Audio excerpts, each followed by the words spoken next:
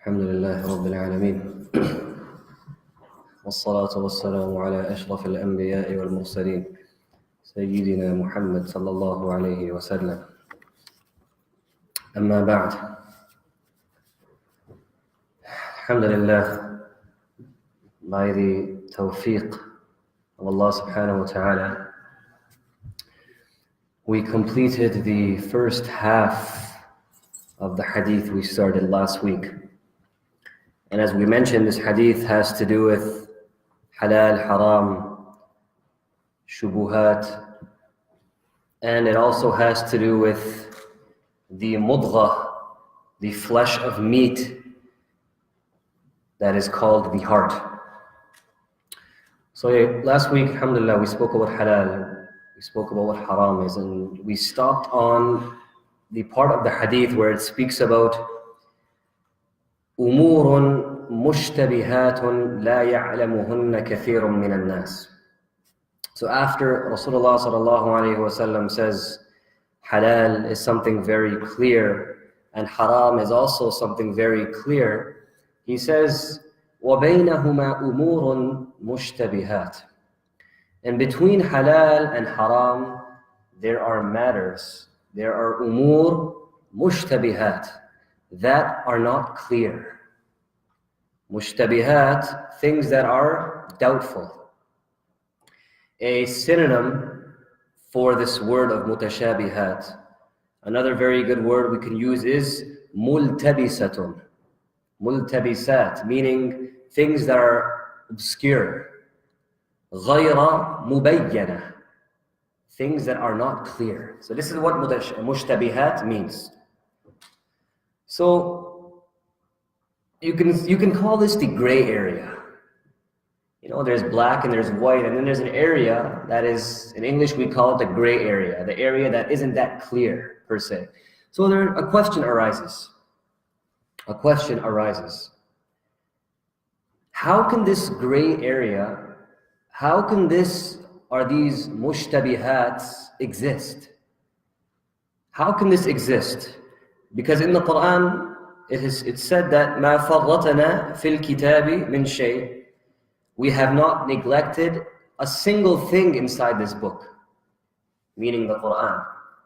So how is it that these mushtabihat exist, and why do they exist? Some people may ask. So look, the answer is very simple.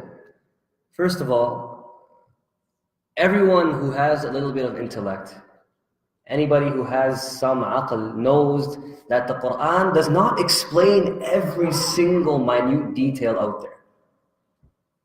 Right? The Quran does not explain every single thing that is out there, every single minute detail. The Quran does not do that. Encyclopedias do that. Encyclopedias, we see how many volumes some of them are. I've seen encyclopedias, some of them are about 120 volumes. These books are written with the purpose of explaining everything from A to Z, alphabetically. The Quran does not do that. That's not the purpose of the Quran. The Quran is a book of rules and regulations and laws, and you can say stories where people can take benefit and ibrah from, and lesson from. The Quran is a book that explains the usul. This is the answer. The Quran is a book that explains the usul, the principles, what the bases are, the base of everything. This is what the Quran explains. The Quran does not explain the furu', these secondary matters, those things that aren't principles in deen. Okay, so that is why you can say some of these gray areas exist. And another thing we have to understand is that sometimes facts for these subjects might not be clear to us. Facts might not be clear to us because every single person has a different level of understanding. Not everybody has the exact same brain to be able to comprehend and understand things. Everyone's level and capacity of understanding is different. And Allah subhanahu wa ta'ala, He Himself, He makes ishara to this when He says, وَمَا أُوتِيتُم مِّنَ الْعِلْمِ إِلَّا قَلِيلًا. That you people have been given only a little bit of ilm. The amount of ilm you people have been given is very qaleel, is very small and very limited. So this is why these matters exist. Because the Quran does not explain every single thing out there in detail. It explains the usul, and then the furu', the ulama are there, and the ahadith of Rasulullah sallallahu alayhi wa sallam are there to be explained. So now, there are different types of doubtful matters. Things that are mashkook, those things that have shak inside it. Okay, so the first type of matters that are doubtful are those matters which we know nothing about. Those matters which we know nothing about. So an example of this would be when we are presented with a circumstance or a situation, and we have no answers to that whatsoever. We have no answers for that whatsoever. So what do we do, and how do we overcome it? So these are doubtful matters to us. The second type are those matters which we know, we have certainty about. However, something comes and adds a little bit of shak and doubt to it. For example, you're making wudu. You wash your hands or your face 3 times. And then after washing it 3 times, something in your head tells you that, oh, my hands or my face is not washed properly. There's a shak there now. The doubt has now come. So these are the 2 types of doubts that are out there. So now, how do we approach these 2 doubts? How do we approach them once we come to them? So we'll start with the first one. Those matters which we don't know nothing about. We have no idea. We might know a little bit. We might have heard something a little bit. But we don't know with full certainty and yaqeen what the answer is or what the solution is. So with these types of matters, Islam has made it very, very clear. And I'll mention some examples and some statements and ahadith of Rasulullah sallallahu alayhi wa sallam. The first hadith, the Prophet sallallahu alayhi wa sallam, and this hadith is very aam in general. دع ما يريبك إلى ما لا يريبك. This is a qaida for Muslims to really implement into their lives. دع ما يريبك. Let go and leave those things which you have a doubt in. Leave, do tark of those things that bring you to doubt. And go towards, what does he say? دع ما يريبك إلى ما لا يريبك. And go towards those things that do not bring you to any doubt. So leave these things, leave things that bring you to doubt, and go towards things that do not bring you to doubt. This is a qaida, very simple. And this is a hadith that the pious predecessors, the Sahaba, the Tabi'een, they just took and implemented into their lives immediately. Al-Hasan al-Basri, rahmatullahi alayhi, who was a great Tabi'i, he said, أدركنا أقواما كانوا يتركون 70 بابا من الحلال خشية الوقوع في باب الحرام حتى تركوا كثيرا من الحلال مخافة الحرام. He said that, we were people, the people of that path, of that time. We were such people that we let go of so he's giving an example. We let go of about 70 different things that are halal, just because of that fear that this could take us to something that's haram. So hatta, so much so that they let go of so many things that are halal because of fear that these things can take them towards haram. This is how careful these people were. How careful they were. They had so much ihtiyat and caution in their lives. So much so that they would not sometimes eat the foods in their areas. They would not use the utensils and wells and spoons and whatever it was in their areas because of the shak they had in whether this thing was purchased or brought in a halal or haram way. Abu Bakr radiallahu anhu, it's a very famous hadith. The narration is mentioned in Sahih al-Bukhari and other books as well. So Ibn al-Mulaqqin rahmatullahi alayhi, he mentions this in his book Al-Mu'in. He says, وَثَبَتَ عَنِ الصِّدِّيقِ رَضِيَ اللَّهُ عَنْهُ أَنَّهُ أَكَلَ شُبْهَةً غَيْرَ عَالِمٍ بِهَا فَلَمَّا عَلِمَهَا أَدْخَلَ يَدَهُ فِي فِيهِ فَتَقَيَّأَهَا. So Abu Bakr radiallahu anhu, the narration is quite long. I'll give you the fruits of the narration. So a man, he presented him some food. So after he ate this food, he found out that this food, you can say, was purchased through a very mashkook and doubtful manner. So he was not sure if it was halal or haram. So what he did was, فَلَمَّا عَلِمَهَا, when he realized and understood that this thing was actually doubtful and could be haram, أَدْخَلَ يَدَهُ فِي فِيهِ فَتَقَيَّأَهَا. He actually made himself puke and vomit that which he consumed. Because he was scared that, this thing could be halal, could be haram, or could be mashkook. How am I going to face Allah subhanahu wa ta'ala when I have something mashkook or even haram inside my body? فَتَقَيَّأَهَا. He made himself vomit. Some narrations mention that he made himself vomit so much that he actually bled. Blood was coming from his mouth because of him trying to remove this from his body. So this was the caution of the Sahaba radiallahu anhum ajma'in. Another narration, it's mentioned from Ibrahim ibn Adham, rahmatullahi alayhi, who was a famous muhaddith of the past. So he was in Makkah al-Mukarramah. So somebody asked him, don't you want to drink Zamzam? أَلَا تَشْرَبُ مِن مَاءِ زَمْزَمْ? You're in the holy lands. Anybody who comes here, the first thing they want to do is drink Zamzam. So you want to drink some Zamzam?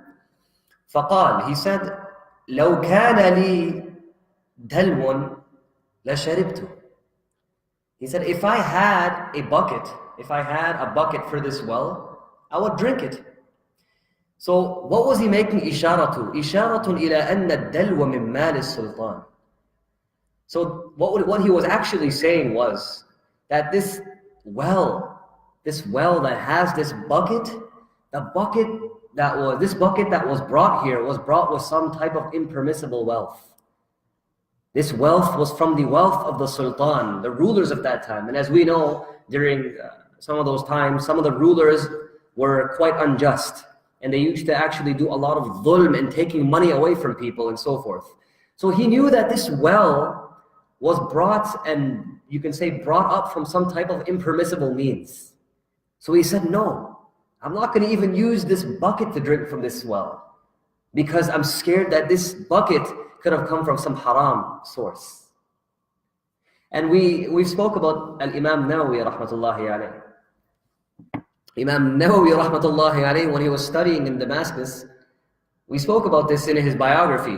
He did not eat from the fruits of Syria. He did not eat from the fruits of Damascus because he was scared that these fruits were brought to him by some type of impermissible means, and he heard that in the markets a lot of, you can say, stealing and khiyana and so forth was done. So because of this reason, he did not eat from the fruits of Damascus. Every single week, his father would come bring him fruits from the village of Nawa, just so he can have some fruits. And this is very, very well established and recorded in history. Every single one of these occasions. There are so many more examples, but these examples I wanted to bring to you were examples that are mentioned so much that we can't even deny them.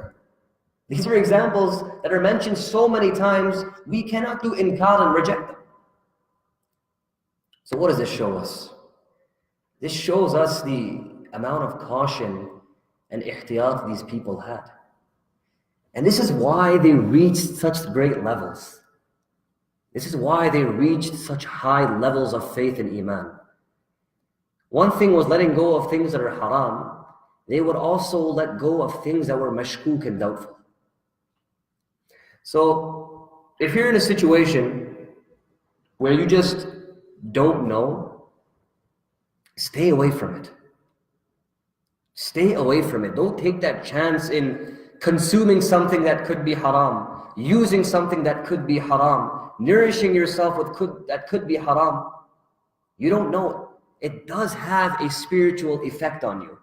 You might not get sins for it. You might not get sins for using something that you don't know is haram, but it's definitely going to have a spiritual or ruhani effect on you. And the end of the hadith is an ishara for this. We'll get to the end of the hadith, inshaAllah ta'ala.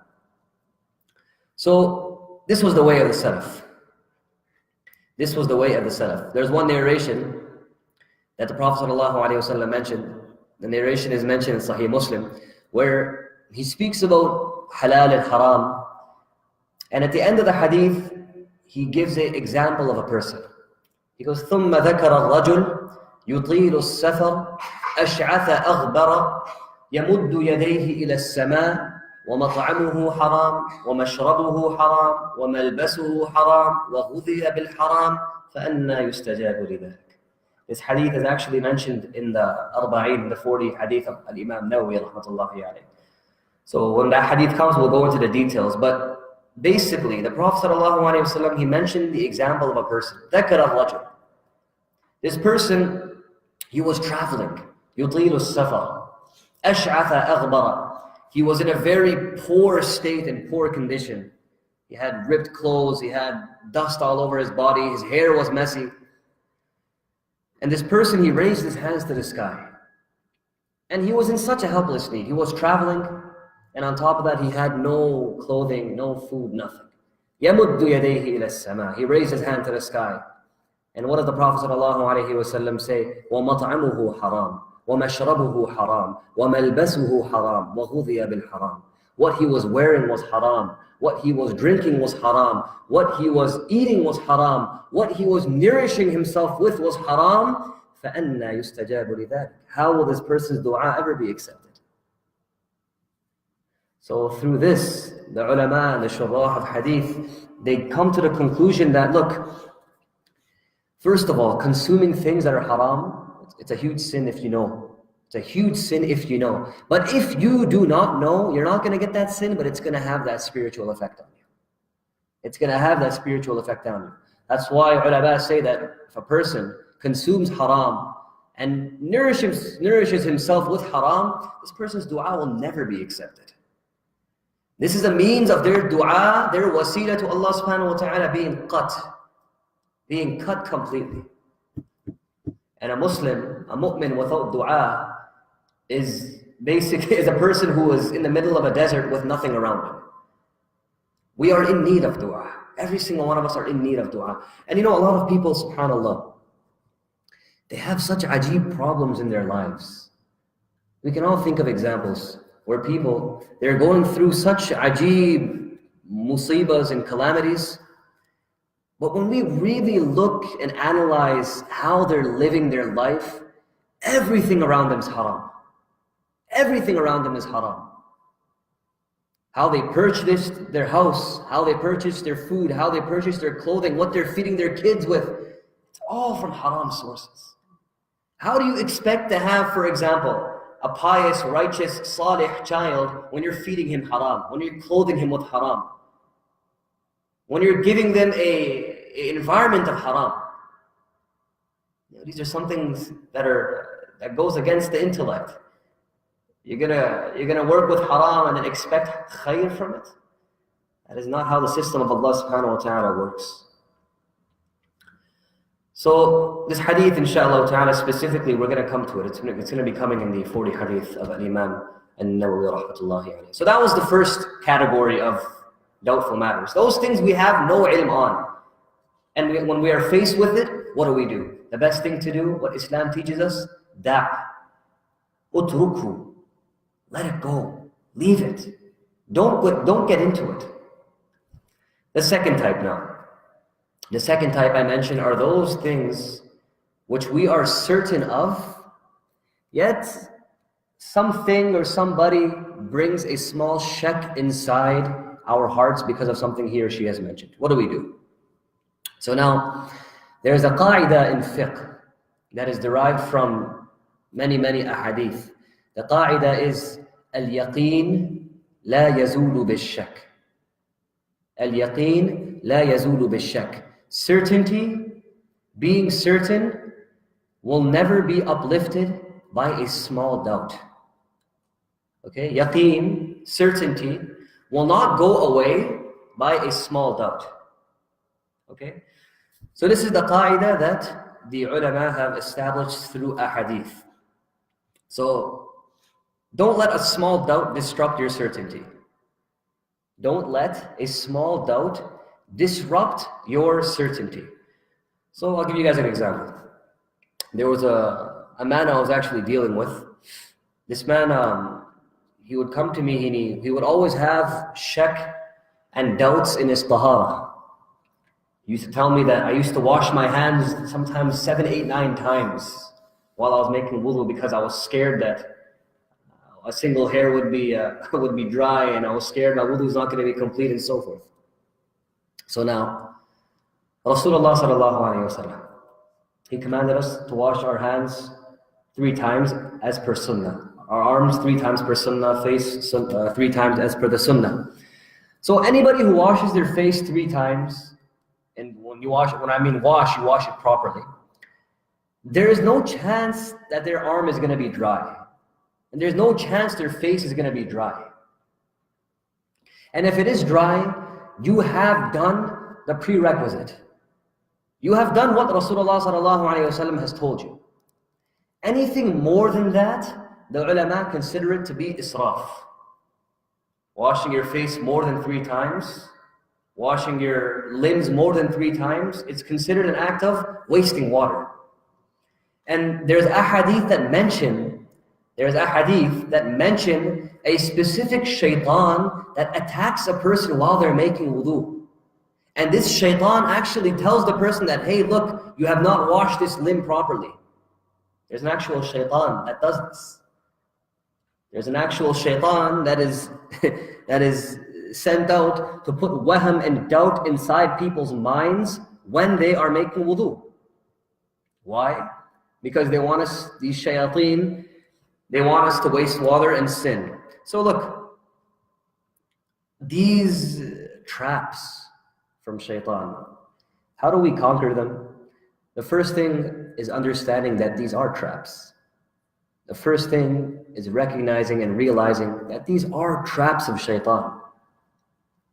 These shukuk that come, for example, in your tahara, in your whatever it is, these are things that Rasulullah sallallahu alaihi wasallam explained to us. So if we know that something is a trap from shaitan, we should try to always tell ourselves that, look, this is something that cannot affect me. Remind yourself that this is something that is from him. Remind yourself that this is something that is happening so that my tahara could be harmed. My purification sequence could be harmed, and my ibadah could be harmed. Because a person, when he's in shak, especially when it comes to his tahara, when he is praying, when he's reading Quran, whatever he's doing, he's going to have worry and concern inside his heart the whole entire time. While he's praying, he's not going to be able to focus. While he's reading Quran, he's not going to be able to concentrate and do tafakkur and tadabbur of the ayat. It just destroys your ibadat. So, constantly remind yourself. And another thing that's mentioned in the books of fiqh is a concept called ghalabatul dhann. Ghalaba al-dhann. Ghalaba comes from the verb of ghalaba yaghlibu, which means to overcome. Al-dhann refers to a person's assumptions or mentality on something. So if you are not sure, for example, let's say you're about to start praying. You're about to start praying, or you want to pray, and a question comes inside that you might not have wudu. What should you do? First of all, certainty and yaqeen varies in levels. Certainty inside a person's heart varies. If a person, he is not at that complete utter level of certainty, and he is kind of in between, he should go and make wudu, just in case. But if he has a very good, you can say, mentality or very good understanding that he made wudu, yet he doesn't remember making wudu, he can pray, it'll be okay. Because he's sure that he has wudu. He does not remember anything that came and broke his, you could say, his state of purity. So ghalabatul dhann, check your level of certainty. Check your level of certainty. If your shak, if your doubt is overcome by most of the certainty you have, go ahead with it, it's okay. طيب. So now, going on to the second part, or you can say that the part after. So Rasulullah sallallahu alayhi wa sallam, he says, وَبَيْنَهُمَا أُمُورٌ مُشْتَبِهَاتٌ. There are matters in between that are very obscure and doubtful. He says, لَا يَعْلَمُهُنَّ كَثِيرٌ مِنَ النَّاسِ. Most people do not know about these matters. Or most people don't know too much about these matters. So what does that mean? لَا يَعْلَمُهُنَّ كَثِيرٌ مِنَ النَّاسِ.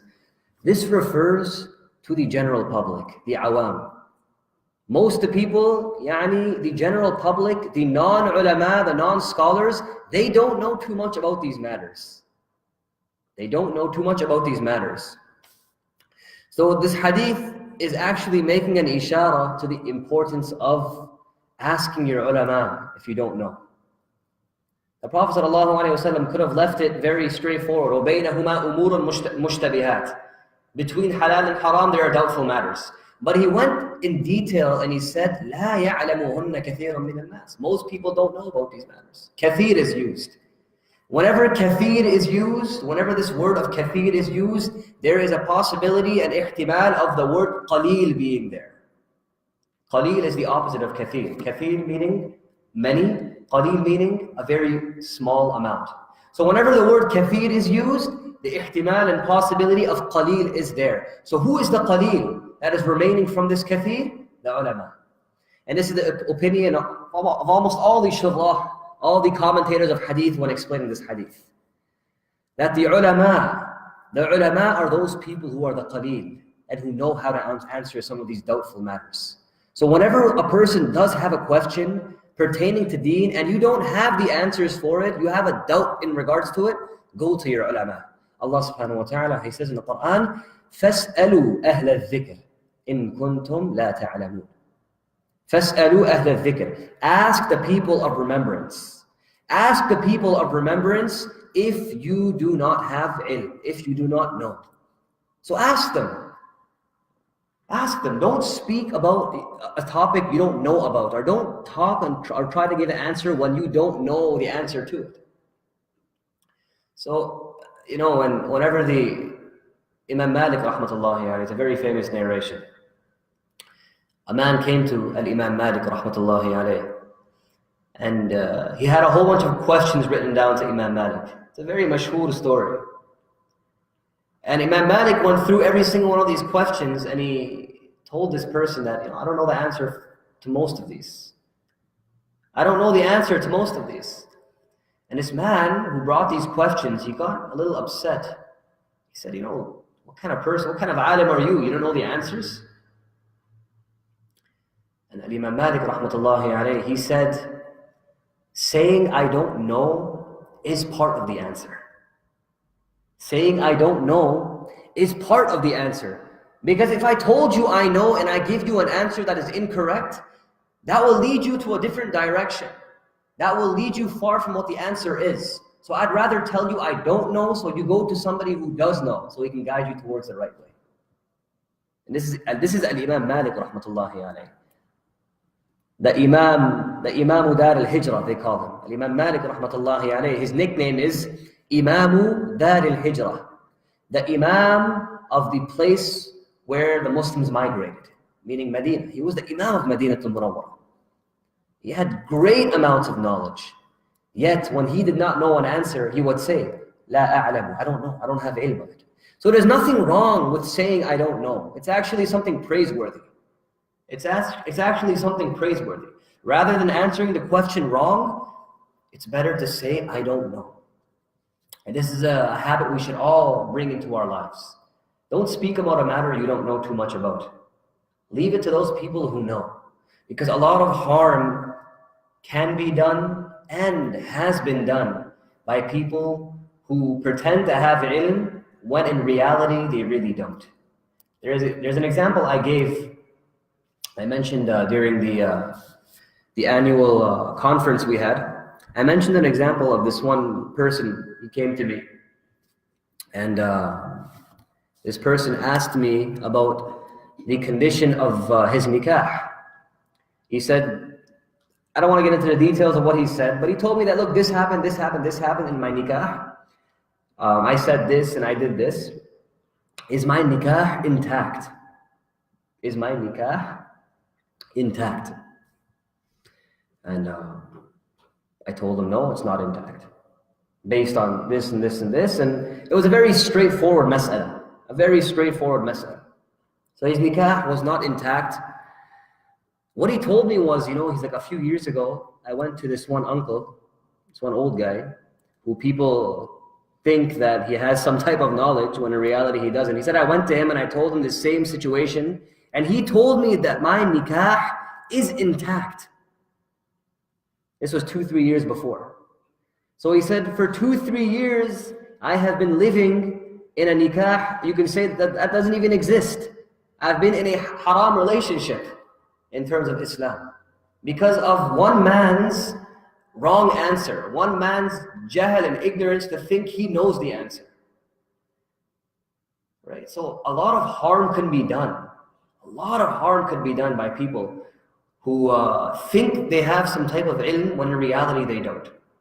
So stick to answering or asking your questions to people who have studied, and don't try to answer questions yourself when you don't know the answers to them. Now, we're getting to the final part of the hadith. So, Rasulullah sallallahu alayhi wasallam. So after he says, وَبَيْنَهُمَا أُمُورٌ مُشْتَبِهَاتٌ, there are doubtful matters which most of the people don't know. He says, فَمَنِ اتَّقَى الشُّهُبَاتِ فَقَدْ اسْتَبْرَأَ لِدِينِهِ وَعِرْضِهِ وَمَنْ وَقَعَ فِي الشُّبُهَاتِ وَقَعَ فِي الْحَرَامِ. Whoever stays away from doubtful matters, whoever abstains from doubtful matters, then his deen and his honor will be kept intact. His deen, meaning his iman, and his honor in this life and the akhirah will be kept intact. And he says, وَمَنْ وَقَعَ فِي الشُّبُهَاتِ, whoever goes after these doubtful matters and acts upon every single one of these doubtful matters, وَقَعَ فِي الْحَرَامِ, this person will eventually fall into haram. This person will eventually fall into haram. Allah subhanahu wa ta'ala in the Quran, He says, تِلْكَ حُدُودُ اللَّهِ فَلَا تَقْرَبُوهَا. These are the borders, these are the limits of Allah subhanahu wa ta'ala. Do not even come close to them. Don't even come close to them. So letting go of doubtful matters is something our deen teaches us. The last part of the hadith.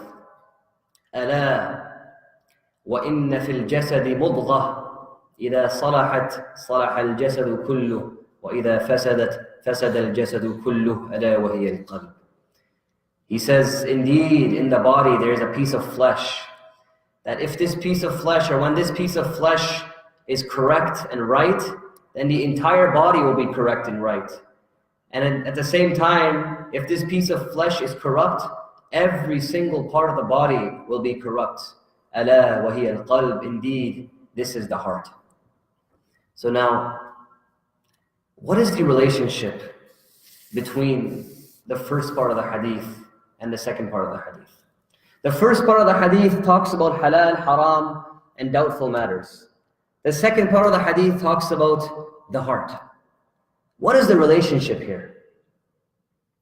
So, the relationship is, if you consume good or bad, it'll have a spiritual effect on you.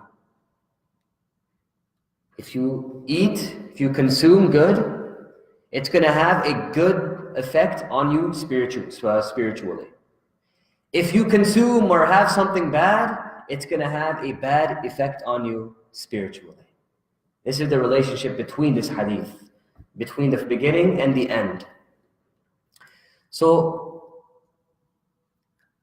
and we spoke about these examples of how much caution these people had and the levels they reached. And this was due to their caution in what they consumed, in what they were exposed to.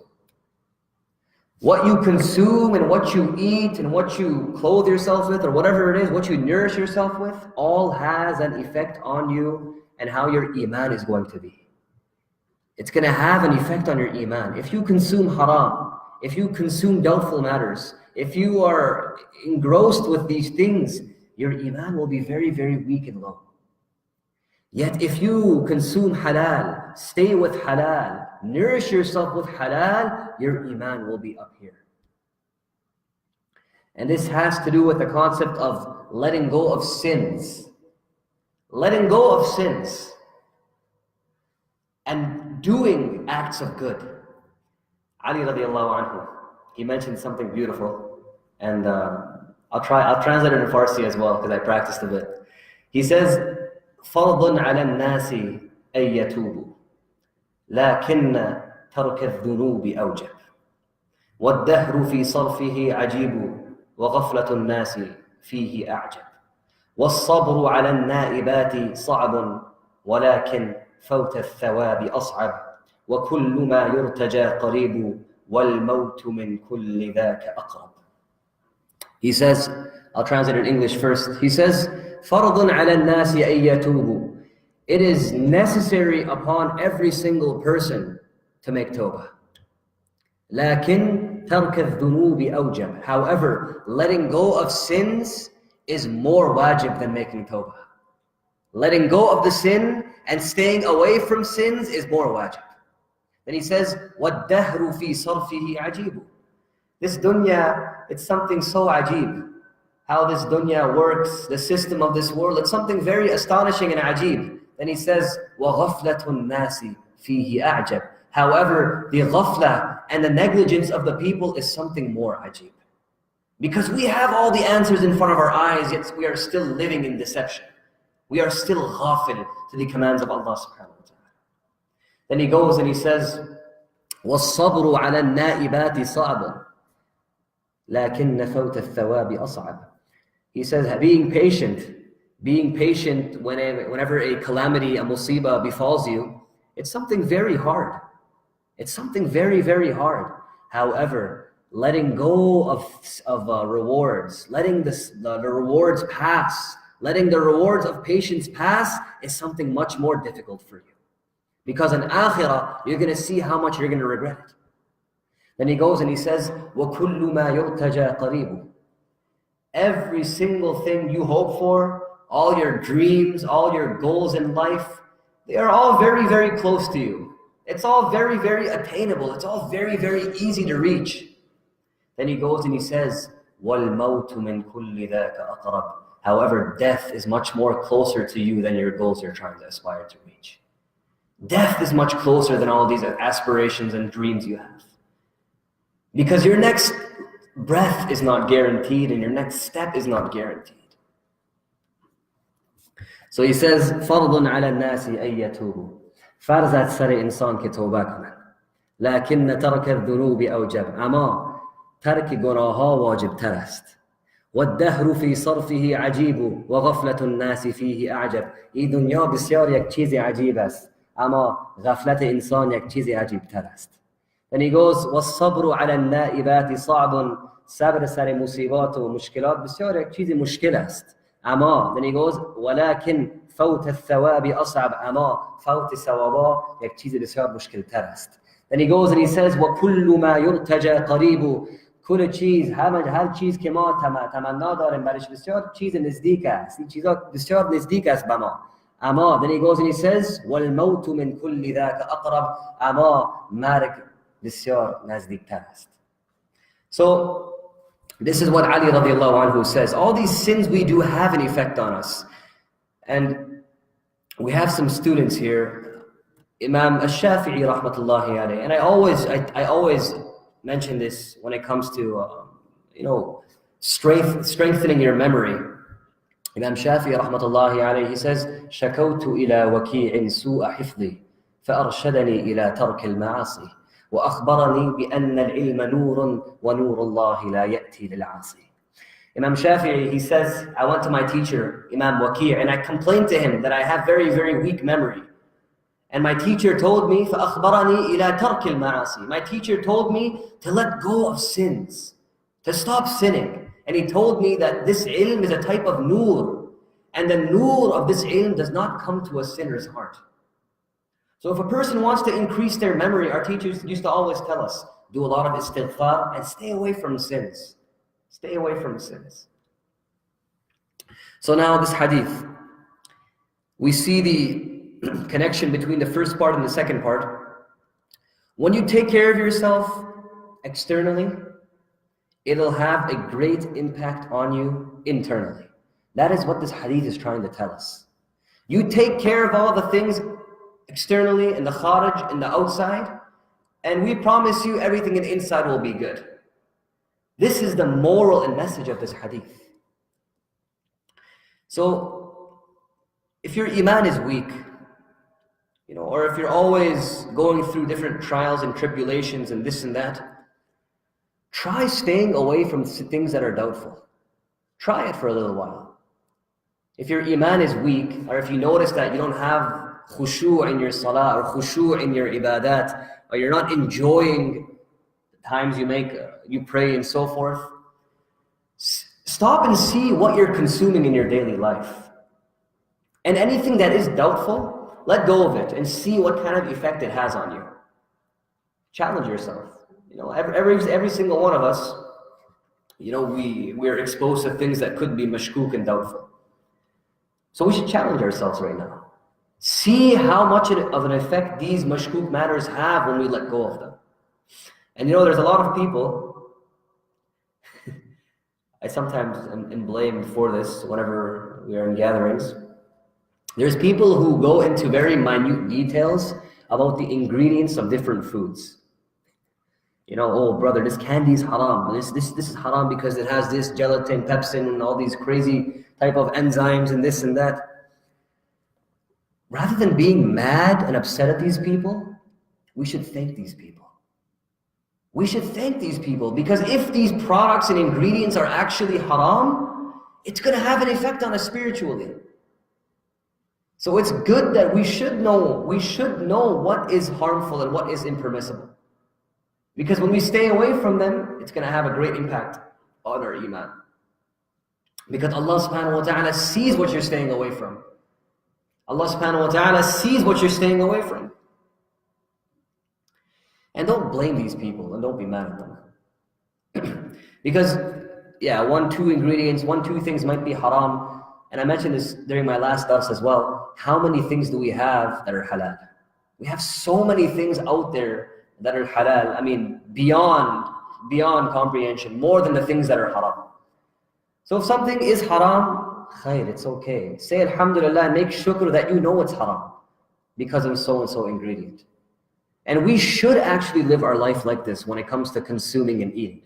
Don't just eat anything. Don't eat whatever is in front of you. Never ever eat whatever is in front of you, especially if you don't know the source. If you know the source, if you trust the person, that's fine, that's a different thing. And another thing that I always tell people with, and I don't really share this with people, and this is an aspect that has to do with sihr. Do not ever eat and consume the food of people you do not know and do not trust. And do not let these people into your households as well. Because a lot of times, sihr is done by different types of foods or different types of things people place inside people's homes. So two things I always tell people. Never ever consume the food of people you don't know, and never ever let random people inside your house. These are very, very important things that I want everybody to follow along with. Because we don't know what kind of people these are. A lot of people in today's day and age, from the zahir, they may seem as very decent and good people, but behind closed doors, they could be doing sihr and they could be doing very ajib things. And I've seen it before. People that, the community has a very, very high, you can say, a stature for. Behind closed doors, they are doing things that you would just be shocked. Destroying people's lives. So be very careful about these two things. So the heart. So Allama ibn Rajab al-Hanbali rahmatullahi alayh, he says, وَلِهَذَا قَالْ الْقَلْبُ مَلِكُ الْأَعْضَاءِ. The heart is the king of all the limbs. The heart is the malik, is the king of every single limb. And he says, وَبَقِيَّةُ الْأَعْضَاءِ جُنُودُهُ. And all of these limbs, They are the soldiers of the heart. Why does he say this? Because if the heart is sound, all the actions these other limbs are going to do are going to be sound and good. If the heart is corrupt, all the actions these other limbs are going to do are going to be corrupt. So that is why he says, Al-qalbu malikul a'dha. It is the king of all of the limbs. And I don't know if some of you remember, it was about 6-7 months ago in Jumu'ah, we spoke about why it's always the heart. Why does the Quran always give emphasis to the heart? Isn't it the brain that always comprehends things? Isn't it the brain that always feels and this and that? Some of you might remember. You know, modern science has actually proven that the heart senses and feels 6 to 7 seconds before the brain. SubhanAllah. The heart senses and experiences and feels 7 to 8 seconds before the brain. Check it out today. When you go home, there's so many articles written on it. This is why the Quran always gives ta'keed and emphasis to the heart. Rectify your heart. Do islah of your heart. Because the heart is the center. The heart is the center and the central brain, you can say, of all of these limbs. And a few du'as I would like to share. One du'a specifically. Allah subhanahu wa ta'ala in the Quran, He says, talking about Yawm al-Qiyamah, يَوْمَ لَا يَنْفَعُ مَالُ وَلَا بَنُونَ. On that day, on Yawm al-Qiyamah, no wealth or no child or no family will have any benefit. No benefit whatsoever on Qiyamah. The wealth you have, the children you have, the progeny you have, the businesses you have, nothing will have any benefit. إِلَّا مَنْ أَتَى اللَّهَ بِقَلْبٍ سَلِيمٍ. Except for that person who comes to Allah subhanahu wa ta'ala with a qalb that is salim, a sound and righteous and good heart. Only that person will reap the benefits. Only that person will be benefited. What is a qalbul salim? Al-qalbul salim, Ibn Rajab al-Hanbali rahmatullahi alayhi explains this in his book. He says, هو السالم من الآفات والمكروهات الذي ليس فيه سوى محبة الله وما يحبه الله وما يحبه لله. So a qalbun salim is that heart that is free from any blemishes, free from any sins that are haram or disliked. Afat and makruhat. Not only the sins that are haram, but even those things that are disliked a little bit. This is what a qalbun salim is. Then he says, الَّذِي لَيْسَ فِيهِ مَحَبَّةً لِلَّهِ.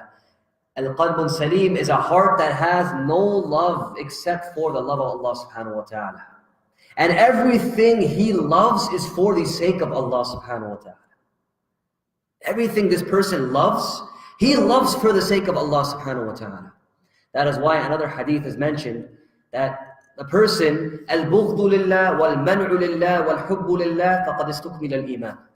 That person who loves for the sake of Allah, that person who hates for the sake of Allah, that person who stays away from things for the sake of Allah, this person has indeed completed his iman. This person's iman is complete.